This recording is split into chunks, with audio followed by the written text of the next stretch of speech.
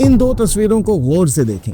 एक तरफ 50 की दहाई, ईरान के Shah Mohammad Reza Pahlavi Washington में है, अमेरिकी सदर के साथ खाना खा रहे हैं, अरबों डॉलर के मुआहदे कर रहे हैं। ईरान और अमेरिका गहरे दोस्त हैं। दूसरी तरफ आज ईरान के लोग अमेरिका को सबसे बड़ा शैतान कहते हैं। अमेरिका ने ईरान पर दुनिया के किसी भी मुल्क से ज़्यादा पाबंदियां लगाई हुई हैं। जो दो ममालिक कभी गले मिलते थे, आज एक दूसरे से जंग लड़ रहे हैं। इन दोनों ममालिक को क्या हुआ? कैसे दोस्त दुश्मन बन गए? कैसे दोस्ती इतनी गहरी नफरत में बदल गई कि आज उसने पूरे मशरक़ वस्ता को, बल्कि पूरी दुनिया को बदल कर रख दिया है। ये सिर्फ सियासत की कहानी नहीं, ये तेल की कहानी है, ताकत की कहानी है, इनकलाब की कहानी है, धोखे और उस दुश्मनी की कहानी है जिसने इस जंग को हवा दी। चलें दोस्ती और दुश्मनी की इस कहानी को वहां से शुरू करते हैं जहां से इसका आगाज हुआ था। 20वीं सदी के आगाज में ईरान, जो उस वक्त फारस कहलाता था, एक प्राउड मगर कमजोर सल्तनत था। उस वक्त के फारस पर काजार खानदान का राज था, लेकिन असल में बरतानिया और रूस यहाँ की दौलत अपने अपने मुफादात के लिए लूट रहे थे। फिर 1908 में सब कुछ बदल गया। बरतानवी इंजीनियरों ने खोजस्तान के जनूब मगरबी इलाके में तेल दरियाफ्त किया। बेपनाह तेल थे ज़खायर। ये उस वक्त दुनिया के सबसे बड़े मालूम तेल के ज़खायर थे। तेल की दरियाफ्त के बाद रात भर में ईरान बरतानिया के लिए दुनिया की सबसे अहम सरजमीन बन गया। तेल की दरियाफ्त के फौरी बाद बरतानवी हुकूमत ने एंग्लो पर्शियन ऑयल कंपनी बनाई, जो बाद में ब्रिटिश पेट्रोलियम या बीपी बनी। बरतानिया ने ईरान के तेल का सबसे बड़ा हिस्सा ले लिया। ईरानी मजदूर तेल के कुओं में इंतहाई कम उजरत पर काम करते थे कि मुश्किल से गुजर बसर होती थी। ईरानी हुकूमत को सिर्फ एक छोटी सी रकम मिलती थी, असल कीमत का एक मामूली हिस्सा। तेल ईरान का था, लेकिन उस तेल से पैसा बरतानिया बना रहा था और ईरानी अवाम के दिलों में इस सब की वजह से नफरत पैदा हो रही थी। फिर एक नया लीडर आया, एक फौजी अफसर जिसका नाम रजा खान था, जिसने 1921 में बगावत के जरिए इक़्तिदार काजार खानदान से छीन लिया और 1925 में खुद को रजा शाह पहलवी का लक़ब दिलवाकर खुद ईरान का शाह बन गया। रजा शाह ने ईरान को जदीद बनाया, इंफ्रास्ट्रक्चर बनाया, मुल्क की खुद मुख्तारी के लिए लड़ा। लेकिन दूसरी जंग अज़ीम शुरू होते ही बरतानिया और सोवियत यूनियन ने 1941 में ईरान पर चढ़ाई कर दी। मकसद था ईरान की तेल की दौलत पर जंग के दौरान भी काबज़ रहना। अंग्रेज़ों ने रजा शाह को तख्त छोड़ने पर मजबूर कर दिया। उन्होंने उसके जवान 21 साला बेटे को तख्त पर बिठा दिया। उसका नाम था मोहम्मद रजा पहलवी। और गैर मुल्की ताकतों ने मोहम्मद रजा पहलवी के बारे में जो फैसले किए, उनकी गूंज अगली सदी तक सुनाई देने वाली थी। 50 की दहाई के आगाज तक ईरानी सियासत में एक नई कुव्वत उभर चुकी थी, मोहम्मद मुसद्दक। वो अनोखे इनकलाबी रहनुमा थे, उम्र रसीदा थे, अक्सर अवाम के सामने आंसू बहाते। वो ईरान की सबसे मकबूल सियासतदानों में से एक थे। उनका पैगाम सीधा था, ईरान का तेल ईरान का है। 1951 में मुसद्दक ईरान के वजीर आज़म बन गए और उसी साल अप्रैल में ईरानी पार्लियामान ने मुतफिका तौर पर एंग्लो ईरानी ऑयल कंपनी को कौमियाने के हक में वोट दिया, जिसके बाद एंग्लो ईरान ऑयल कंपनी को ईरान की हुकूमत ने सरकारी तहवील में ले लिया। पहली बार ईरान अपने तेल का मालिक बन गया। कंपनी के कौमियाए जाने के बाद बरतानिया का रद्द अमल गज़बनाक। विंस्टन चर्चिल ने इसे चोरी करार दिया, मतलब ईरान ने अपना तेल वापस ले लिया और वो चोरी बन गई बरतानिया की नज़र में। खैर, बरतानिया ने ईरानी तेल का आलमी बाइकाट कर दिया और ईरान की मैशियत तकरीबन रातों रात डूब गई। लेकिन मुसद्दक ने झुकने से इनकार कर दिया। वह इस्तामार के खिलाफ लड़ाई की इलामत बन गए। टाइम मैगजीन ने उन्हें 1951 का पर्सन ऑफ द ईयर करार दिया। बरतानिया की जब मुसद्दक के आगे न चल सकी तो उसने अमेरिका से मदद मांगी। CIA को बताया गया कि मुसद्दक कम्युनिस्ट खतरा है, आज़ाद दुनिया के लिए एक खतरनाक तरीन इंसान है।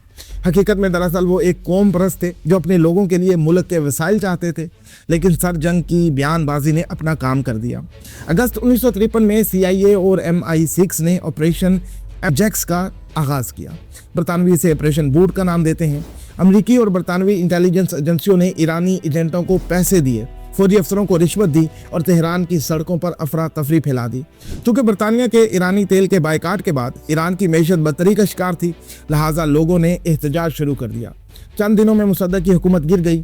उन्हें गद्दारी के इल्ज़ाम में गिरफ्तार कर दिया गया, जिसके बाद उन्होंने बाकी ज़िंदगी नज़रबंदी में गुजारी। उनकी हुकूमत गिराने में बज़ाहिर तो अवाम का एहतजाज और गमो गुस्सा था, लेकिन असल में उसके पीछे अमेरिका और बरतानिया की एजेंसियाँ थीं। दहाइयों के बाद अमेरिका ने इस बगावत में अपना किरदार तस्लीम किया। 2013 में CIA ने बाज़ाब्ता तौर पर तस्दीक की कि उसने मुसद्दक के खिलाफ बगावत का एहतमाम किया था। मुसद्दक की हुकूमत गिराए जाने के बाद नौजवान शाह मोहम्मद रज़ा पहलवी को दोबारा मुकम्मल इक़्तिदार दिया गया। अब वो मुकम्मल तौर पर अमरीकी हिमायत पर इन्हिसार कर रहे थे। ईरानी अवाम इस धोखाधड़ी को कभी नहीं भूले। उसके बाद के बरसों में शाह ईरान मशरक़ वस्ता में अमेरिका का सबसे अहम इत्तेहादी बन गया। उसने अरबों डॉलर के अमरीकी हथियार खरीदे, मगरब को तेल बेचा, ईरान की सरजमीन पर अमरीकी फौजी अड्डे और खुफिया मिशन चलने दिए। आइजनहावर से निक्सन तक, कार्टर तक, सब ने शाह को गले लगाया। जिमी कार्टर ने नए साल 1977 और 1978 की रात ईरान को खित्ते में इस्तेहकाम का जजीरा करार दिया, लेकिन ईरान के अंदर तस्वीर बिल्कुल मुख्तलिफ थी। शाह की खुफिया पुलिस सावाक, जिसे CIA और इसराइल की मोसाद ने तरबियत दी थी, दुनिया की सबसे खौफनाक इंटेलिजेंस सर्विसेज में से एक थी। सियासी मुखालफिन को तशद्दुद का निशाना बनाया जाता, कैद किया जाता और गायब कर दिया जाता। एमनेस्टी इंटरनेशनल ने 1976 में रिपोर्ट किया कि ईरान में फ़ीसद सियासी कैदियों की तादाद दुनिया में सबसे ज़्यादा है। उस वक्त शाह ने अपने सफ़ेद इनकलाब का भी आगाज़ कर दिया। तेज़ रफ्तार जदीदियत, ज़मीनी इस्लाहात, ख़वातीन के हकूक़, सेकुलर तालीम, ये सब कुछ उसने वहाँ पर नाफज किया, जिससे बज़ाहिर तो कुछ ईरानियों को फ़ायदा हुआ, लेकिन दूसरे, ख़ास तौर पर कट्टर मजहबी, देहात के लोग, गरीब अवाम और उलमा, वो महसूस करते थे कि उनकी सकाफ़त, उनकी शनाख्त, उनका ईमान एक मगरब परस्त शाह के बुलडोज़र तले कुचला जा रहा है, जिसे गैर मुल्की ताकतों की हिमायत हासिल है। इस कशीदगी में एक आवाज़ उभरी जलावतनी से, एक सख्त मिजाज, स्याह अमामा पहने, आलम दीन, रूहुल्लाह आयतुल्लाह खुमैनी। आयतुल्लाह खुमैनी को शाह ने 1964 से जलावतन किया हुआ था, पहले तुर्की, फिर इराक, फिर पेरिस। आयतुल्लाह खुमैनी पेरिस के एक मुज़ाफ़ाती इलाके से केसर टेप्स के ज़रिए इनकलाब की तबलीग कर रहे थे, जो ईरान में छुपा कर पहुँचाई जाती थी। उनका पैगाम इस्लाम और साम्राज्य मुखालफत का इम्तजाज था। ईरान को शाह से, अमेरिका से, गैर मुल्की असर और रसूख की गंदगी से आज़ाद होना चाहिए। 1978 के आखिर तक शाह के खिलाफ अवाम का एहतजाज एक अवामी तहरीक बन चुका था। शाह कैंसर में मुब्तला हो चुका था और उस वक्त तक एतमाद भी खो चुका था। बिलाखिर जनवरी 1979 में वो ईरान छोड़कर फरार हो गया। 1 फरवरी 1979 को आयतुल्लाह खुमैनी 15 साल की जलावतनी के बाद वतन वापस आए। लाखों लोग तेहरान की सड़कों पर थे। ये इंसानी तारीख में कभी जमा होने वाले सबसे बड़े हजूमों में से एक था। चंद महीनों में ईरान ने रेफरेंडम किया और इस्लामी जमहूरिया बन गया, दुनिया की पहली जदीद मजहबी हुकूमत। इस्लामी कानून ने सेकुलर कानून की जगह ले ली। ख़वातीन के लिए हिजाब पहनना लाजमी हो गया। मगरबी मौसीकी और सकाफत पर पाबंदी लगा दी गई। हर नज़रिए के सियासी मुखालफिन, कम्युनिस्ट, लिबरल, शाहपरस्त, सबको हज़ारों की तादाद में गिरफ्तार किया गया, फांसियाँ दी गई। इनकलाब आ गया था और मशरक़ वस्ता में अमेरिका का सबसे बड़ा इत्तेहादी उसका सबसे बड़ा दुश्मन बन चुका था। फिर उसके बाद 4 नवंबर 1979 को एक ऐसा वाक़या पेश आया जिसने वाकई अमेरिका और ईरान के ताल्लुकात को तोड़ कर रख दिया। ईरानी तालिब इल्मों का एक गिरोह तेहरान में अमरीकी सफारत खाने में घुस गया। तालिब इल्म गुस्से में थे कि सदर कार्टर ने भगोड़े शाह को इलाज के लिए अमेरिका में दाखिले की इजाज़त क्यों दी। उन्होंने 66 अमरीकी सफारतकारों और अमले को यरगमाल बना लिया। ये बहरान 444 दिन तक जारी रहा। रोज़ बरोज़ अमरीकी टेलीविजनों पर आंखों पर पट्टी बांधे अमरीकियों को कैमरों के सामने पेश किया जाता। फिर अमेरिका ने इन यरगमाली सफारतकारों को बाज़याब करवाने के लिए एक ऑपरेशन किया, एक शर्मनाक रेस्क्यू ऑपरेशन, ऑपरेशन ईगल क्ला। ईरान में दाखिल होने वाला हेलीकॉप्टर गिरकर तबाह हो गया और यूं अमेरिका का ईगल क्ला ऑपरेशन ईरानी सहरा में बुरी तरह नाकाम हुआ, जिसमें 8 अमरीकी फौजी भी मारे गए। उस वक्त के अमरीकी सदर जिमी कार्टर की सदारत भी इस वाक़े की वजह से नहीं बच सकी। इस तज़लील के बाद अमेरिका ने ईरान पर पहली जामे पाबंदियाँ आयद की।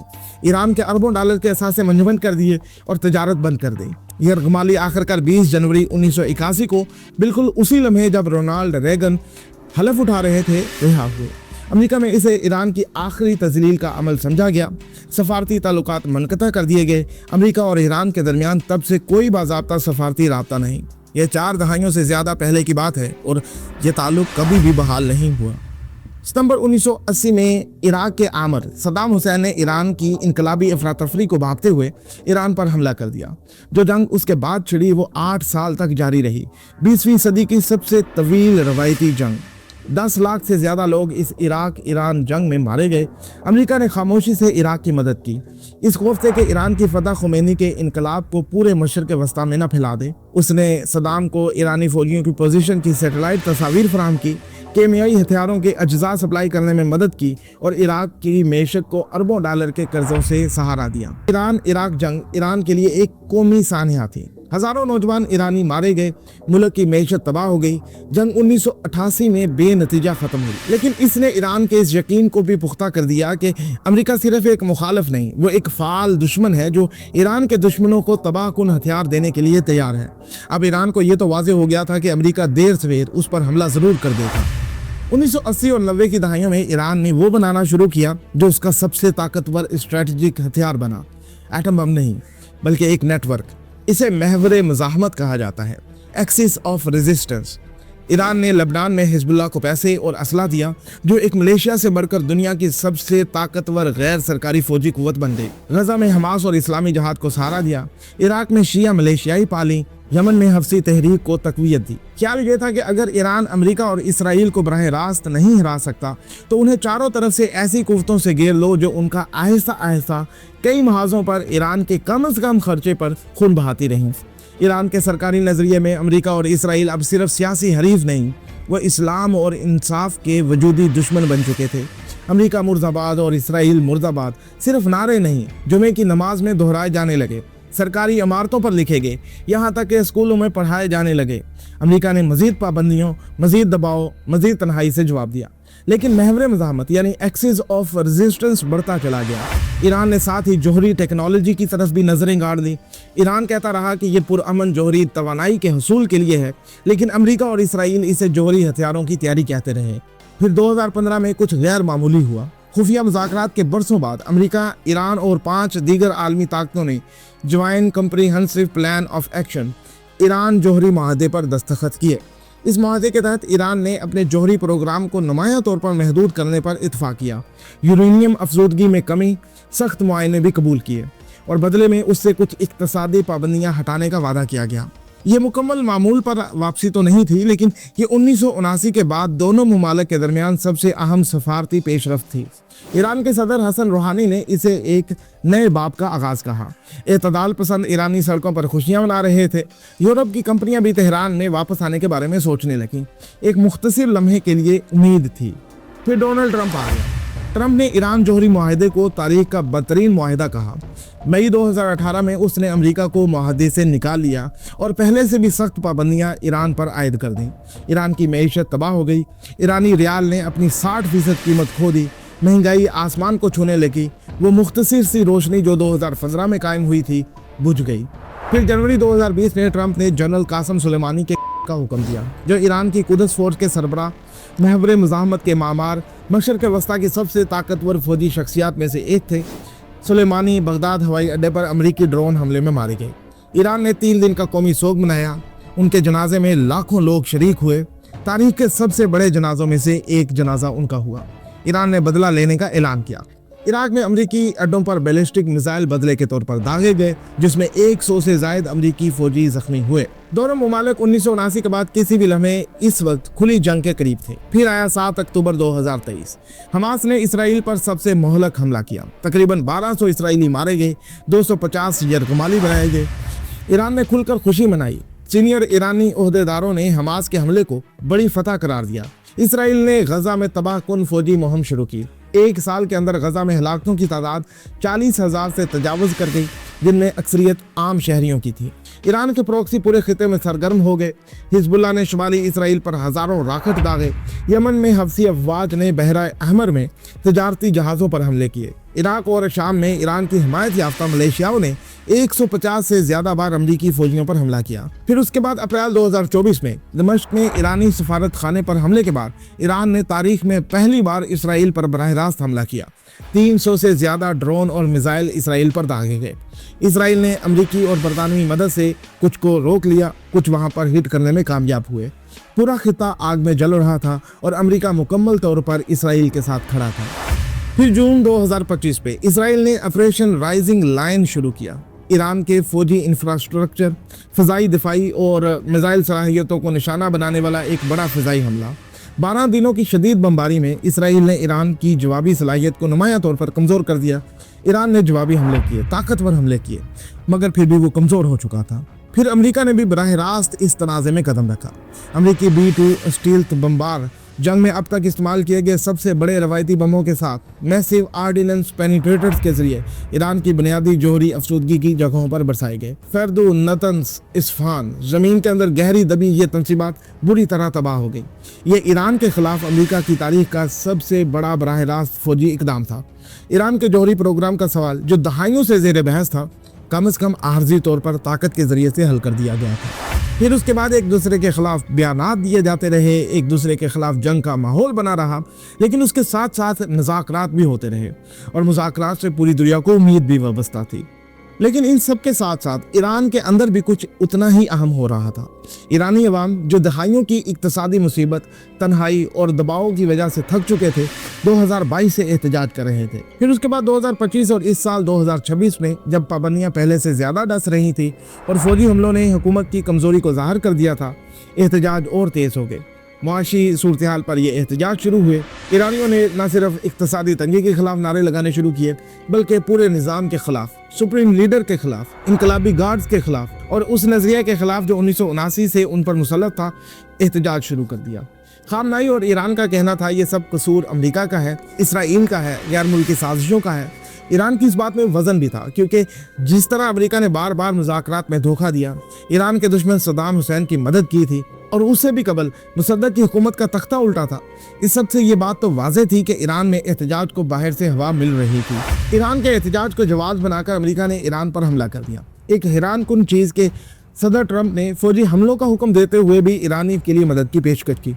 उन्होंने ईरानियों से बराह रास्त खिताब करते हुए कहा कि अमेरिका की लड़ाई ईरानी अवाम के साथ नहीं, सिर्फ उनकी हुकूमत के साथ है। उन्होंने इक्तसादी रिलीफ और ताल्लुकात की बहाली की पेशकश की। ट्रंप के इन बयानात के बाद ज़्यादातर ईरानी गहरे शक में हैं। 70 साल से ज़्यादा की अमरीकी मुदाखलत के बाद, 1953 के बगावती मंसूबे के बाद, सदाम को सहारा देने के बाद, दहाइयों की पाबंदियों के बाद वाशिंगटन पर भरोसा आसान नहीं। और फिर वो लम्हा आया जिसने दुनिया को हिला कर रख दिया। अमेरिका और इसराइल की मुश्तरका हदफी ऑपरेशन में सुप्रीम लीडर अली खामनाई की शहादत की खबर बाहर आई।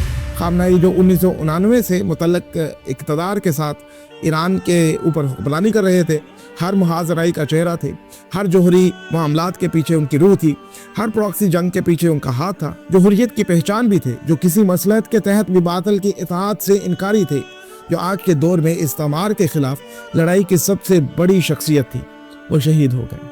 ये जदीद तारीख में बेमिसाल कुर्बानी है। मगरबी ताकतों के हाथों एक सरबराह मुमलकत का कत्ल हो चुका है। ईरान का अगला बाब अभी लिखा जाना बाकी है। क्या ये वो लम्हा है जो आखिरकार इस दुश्मनी को ख़त्म करेगा?